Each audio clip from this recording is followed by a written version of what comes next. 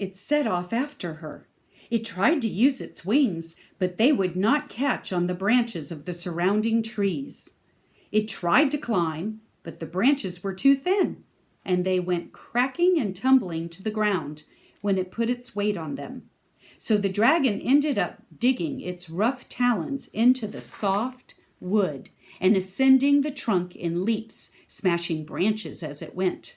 The pine needles brushed at Gretel's face as she climbed, and the sticky sap of the trees stuck to her palms. Her heart was pounding from fatigue and fear, but there was no chance to rest. The dragon was gaining. It leaps up the trunk, gained it 10 feet or more, while its occasional slides back down, stripping whatever branches it hadn't smashed on the way up, gained her only a few seconds at most.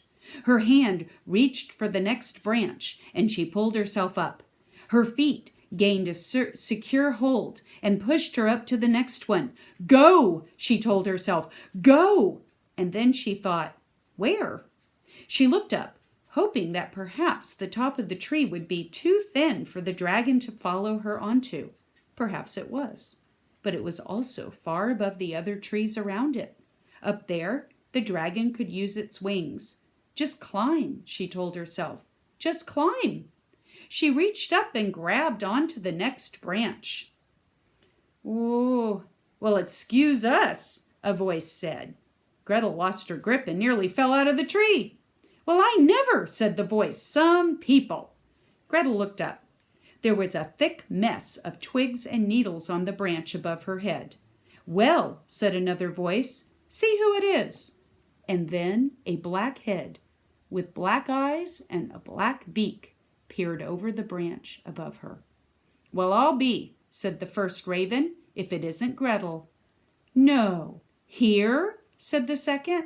Tell her to be more considerate of a raven's nest, said the third. Has she no manners? Was she raised by apes? I think she was raised by a king and a queen, said the second.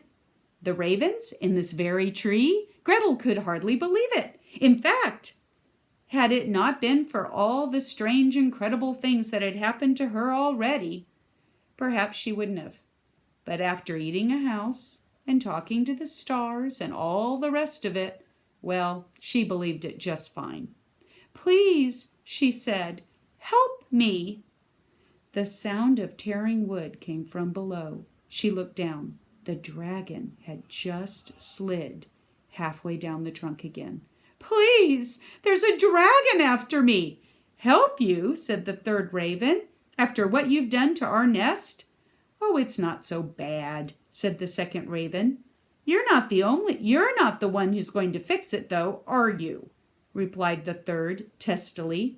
I have my responsibilities, too. When food is scarce and my job gets difficult, do I complain? Said the second raven.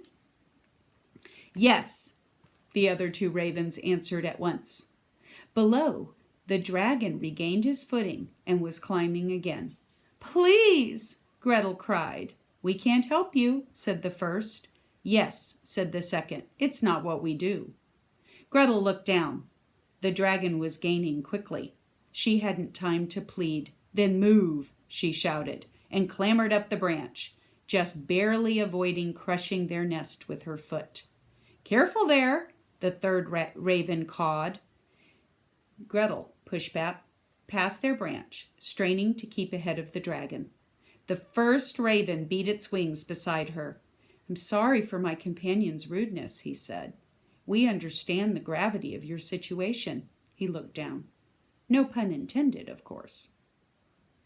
Gretel didn't know what he was talking about. Are you going to help me or not? She cried. I'm afraid we can't, the raven said. You see, we can only tell the future. We can't attempt to change it. It wouldn't do any good, you see. It's the future. There was an enormous crack from below, followed by terrible squawking. Gretel hurried her pace, but up ahead, the branches were thinning out to almost nothing. She was just about out of branches to climb to, and at any moment, the dragon would be able to fly, just as Gretel realized there was nowhere else for her to go. Around her head there was a frantic beating of wings and a very angry raven. Did you see that? Did you? Our nest? Gone. Crushed. Unbelievable. The height of inconsideration. The second raven fluttered up beside the third. Inconsiderateness, I think, is the word. Either one is acceptable, said the first, judiciously.